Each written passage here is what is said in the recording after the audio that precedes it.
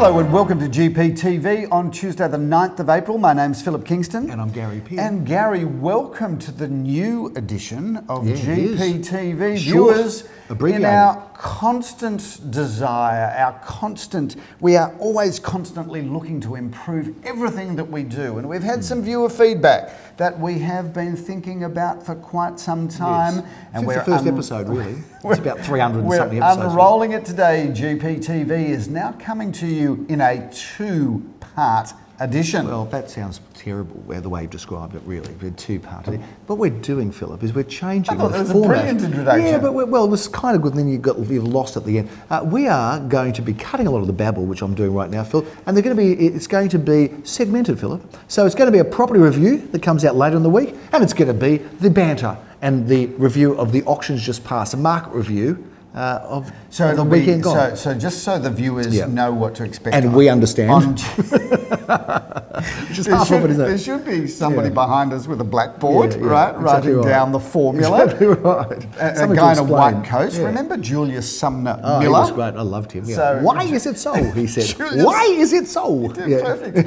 Anyway, Julius Sumner Miller is dead, right? And long may he rest in peace, and long life to the family. Brought a certain morbidity to the show now. Long life to his family. Yeah, right. But he was incredible, but it's got nothing to do with the show. No, but why is it so? It's a two-part series, so just viewers, stay with me. So Tuesday evenings, afternoons, as per your usual, you will get the first edition, which is GPTV Banter. And review of the weekend just passed. Okay. Yeah. And then on market review and banter. On Thursday evening, it will be a very serious edition. Will be the serious edition where we will review all of the upcoming properties. auctions. And one of the reasons that we've decided to do it this way is because the viewer feedback was we love GPTV so much. But it's too long. It is too long. So we figured this is the reason it's too long. If we serve it up to you because it just doesn't. If we serve it up to you twice a week, you get to watch the properties on Thursday. And if you think about this, viewers, it's so clever because on Thursday you're getting prepared for the weekend's property activities. So it's much better that you get it on Thursday than Tuesday. Brilliant. If Julius Sumner Miller was alive, he would be so excited. He'd be doing backflips behind us, wouldn't he? He'd be doing it up on the board and coming up with a formula and going, genius! He would be, Phil. I think we've managed to make this show as long as it was not supposed to be with all of that intro. But anyway, that's what we're going to be doing. Shall we talk about the weekend? Because how good, a big high five, because, hey, mate, 87%. Mate, 87%, pretty good, eh? Pretty good. So viewers, 87%. Cop this. The industry actually had a good weekend because it's been hovering around that high 40s, early 50s. Around 50, the industry increased its performance by 10%. And came in at 57%, which is not bad for the industry. Well done, industry. Yeah, good on you. Well done, industry, and well done to our competitors who marginally got more than a pass or didn't fail. Exactly right. But we came in, Gary, at 87%. That's 20 out of 23 auctions, Philip. 87%. No, 21 out of 24, Gary. I beg your pardon. That is a very big weekend. That's great to tell you. Well done to our sellers and well done to the buyers. Hey, by the way, well done to our team because we're really punching hard in this more challenging market. Hey, Phil. Hey, Gary. Let's talk about something phenomenal that happened because I did a little bit of a snapshot and it was almost 20% of our auctions were sold to people who turned up on the day. Now that's up there in terms of biggest stats. Interesting that it's 20%, Gary, because in our pre-auction meeting with our clients, because we have a pre-auction meeting, generally the Wednesday, well organised, the Wednesday or Thursday prior to the weekend, where we sit down with a sheet and all of the stats, and we take our vendors through the likely outcomes for the weekend. We got a sheet. And on the sheet, we nominate who we think the buyers are, and we say very clearly this to the vendors. Very clearly. Mr. and Mrs. Vendor, 80% of the time when we sell a property at auction, 80% of the time the buyer is on this list. But Mr. and Mrs. Vendor, 20% of the time it can be somebody that sees it for the first time on the day or has looked at it maybe week one, shown very little interest, but comes back to see what happens on auction day, and then on auction day says, you know what, I'm going to have a crack at this. I actually think that the stats are, I think it's less, I think it's maybe 10% of the time, 5 or 10. Well, 80% of the time, are you talking about people Gary, bidding, or I think... He's a See, embellisher of it stats. goes Just to be show careful of those how stats. unrehearsed this show is. It does. Because I'll come out with a stat and Yeah. then you're going to contradict it. Well, 86% of stats are made up on the spot. You know that, Phil. But ultimately, viewers, Yeah. Yes, I do tend to embellish things because I'm a Just a little very positive enthusiastic person. You are. person. But He I means say, well. He I does say mean in well. my pre-auction meetings, Yeah. Gary, 20% of the time. Anyway, Well, I would say made close to 10, but let's not get into the shout out semantics. to the woman that saw me on Sunday afternoon at an auction. I can't remember where it was or who it was, but she Yeah. walked up to me after the auction and she says to me, Philip, and I can't remember her name, so I'm sorry if you're watching this show. She probably please isn't. send me your name in because you know who you are. She came up to me at the end of the auction and she said, Philip, I love GPTV. Really? Is that Yeah. right? Well, thank you very much, and I'm glad you don't. If you've never heard of Netflix or Stan, keep it that way. Phil, it was a great weekend. Some exciting. We've got a couple of banter items today that we're going to speak about. But let's just talk about some of the results, Phil, because we were all over the place. We were in Armidale Street, Armidale. We sold that property for $340,000. So well done there. And just on that, viewers, we're We just don't care as how big or proud small, of of those course. $340,000 sales. It was a one-bedroom apartment on Yeah. the corner of Wattleshire Road and Sutherland A lovely Road young lady. in Armidale. Well, interesting And, story. yeah. Yes. Interesting story because there was one for sale with another agent who were friendly with. I'm not going to bag the agent. friendly No, with of that course. other agent, No. Gary. So, Oh, no, come mate, I went to on. primary school with the Oh, agent. that- oh, yeah, I that thought agent. it Yeah, was no, another well, office. no, it would have been abusive. Was that? No, friendly, and they had one for about 6 months, 7 months. They sold it last year for $350. Yes. A slightly better apartment, I think, Yes. in a better market. So Yeah. to get $340 and do it effectively before auction Within is a great job. within Yeah. 22 days on market. It was Philip Millard Street, Brighton East. Well, Simon Redonley did a great job. They were raving about him today Do you in the know sales what? meetings and Leon auctioneer. Gusenfitter, who is obviously runs our Bentley Or, office. as Siri calls him, Gausen Fighter. Gausen Fighter. Yep. Yeah, I love Siri. Go- yep. How much do I hate Siri? Oh, don't I say reckon that. Siri Siri's is gonna come and get you. seriously hopeless. She's powerful. I thought when I upgraded to the latest, most expensive iPhone that Siri would have also been updated, but Yep. no, Siri's just as useless as she's always been. Don't be like that, Philip. She's lovely. Anyway, You're welcome. Leon Gusenfitter was Back saying to it.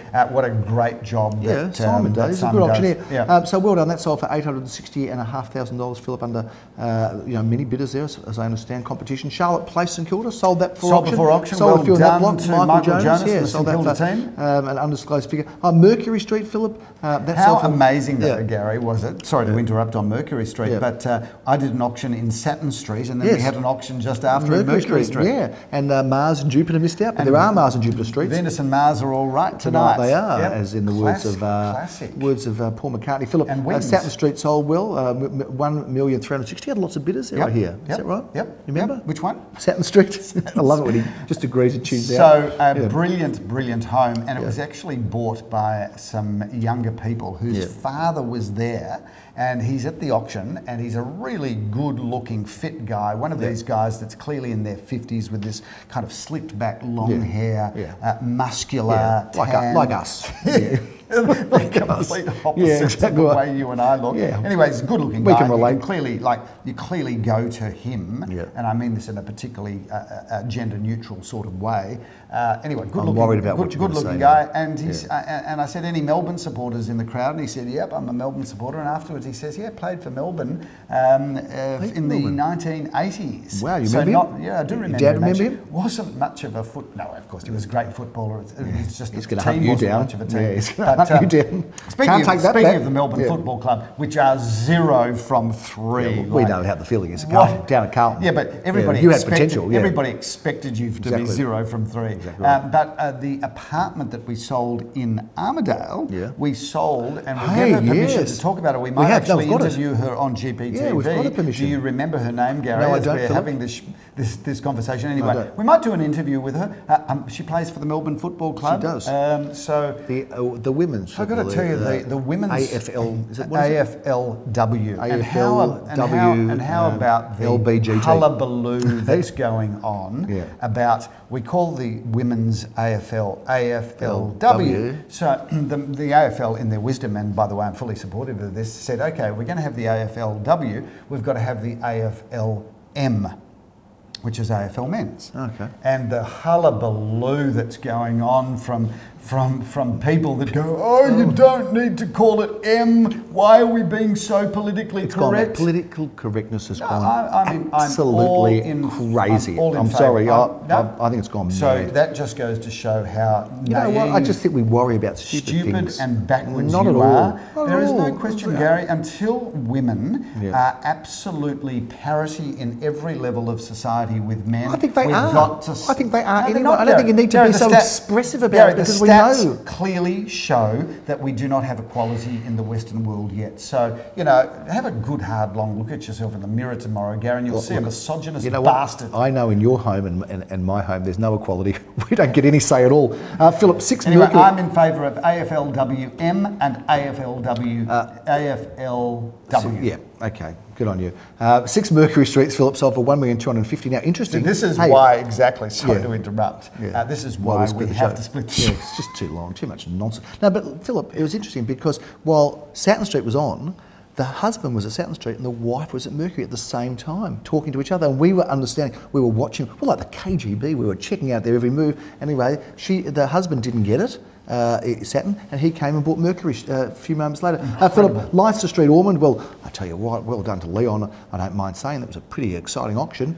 Sold it for $1,447,000, well above expectation. Philip, 3 strong bidders going crazy. Gibbs Street, sold there. Gorgeous little house, gorgeous vendors too, really nice people. So Gibbs Street sold for $790. I like that vendors are becoming more relaxed about disclosed prices. They know that they're out there. There's not so much undisclosed anymore. It's viewers in this online world where data everybody knows everything. Available. This non-disclosure is just really all you're doing is preserving a very short window of time. People know what people are doing. They can see everything. It's an open world. People are watching everybody, and they're watching you, Philip, and they're quite disgusted in a lot of things you're doing. Wanda Road, Phil, let's talk about that one. $893,000. Well done to the vendor and buyer alike. Turned up on the day. Yeah. And a shout out to the Zellman Krongold team because they had 5 sales across the weekend, which is absolutely incredible. So shout out to them, and of course their powerful team, which includes Eliza and Daniel and Natalie and Dunn. Yeah, they're all guns. What a great team. They're guns. Quick photo of them up on screen, and now we're pulling it down. Okay, 48 Ballaba Road, Philip. Well, I did go to that auction because I was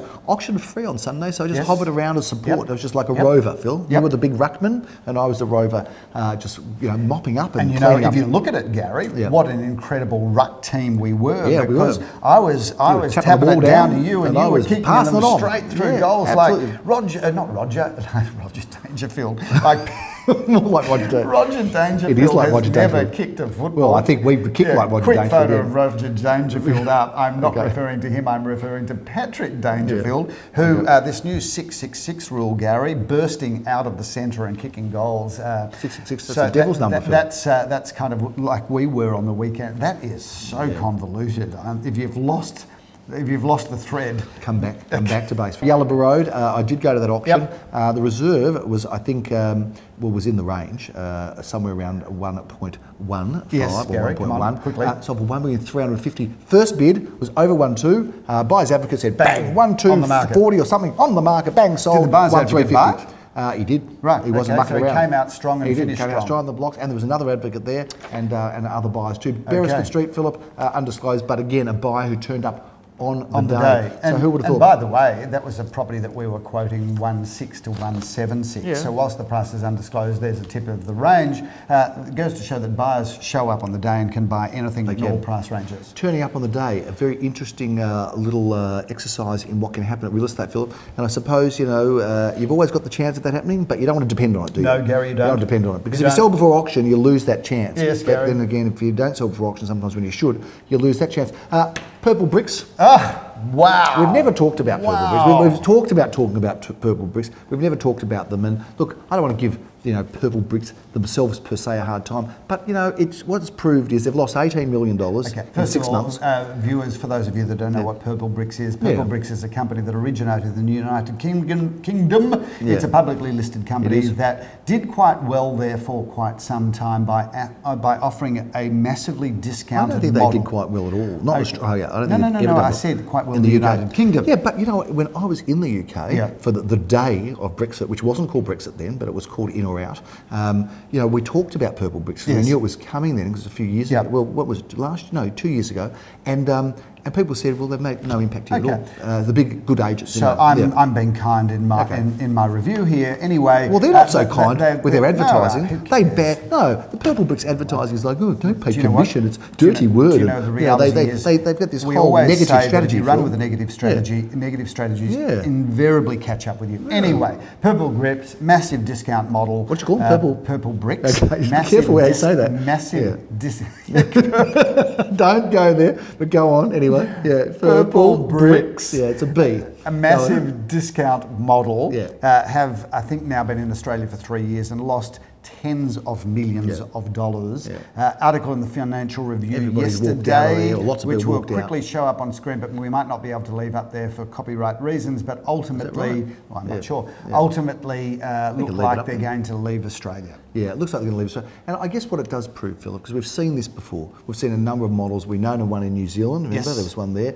And we've known, but I guess what it does say is that we do have some expertise, we do have a value, and when it's cheapened or lessened, I believe that people see through it. Look, that's what I believe. I believe people see through it. No question that it's interesting, and Gary. When you look, when you actually look, and I'm probably going to go a bit controversial now. Those vendors that did appoint Purple Bricks. They're generally the most difficult vendors. I think often those vendors don't see value or aren't prepared to look at the value that a professional can offer. So you're being very kind, but what I am saying is that they have vacuumed up a certain strata of the selling community, and that's not a strata of the selling community that we were particularly active with. No. I would say that's probably right. Is that being polite? Well, I think that is being polite. It hasn't affected us in a particularly adverse way, but you know, the whole notion of cheap professionals always concerns me, Philip, and that doesn't mean that we shouldn't be reasonable and commercial and competitive within our own industry. We should be. But I've always been concerned about cheap professionals, whether it's an accountant or a lawyer or a doctor or a real estate agent. I think if you see yourself as professional and you have some expertise and you're cheap, something's missing. So there's that great old saying that quality is long remembered. What is it? Quality is long remembered. After price is forgotten? After price is forgotten. I think so, yes.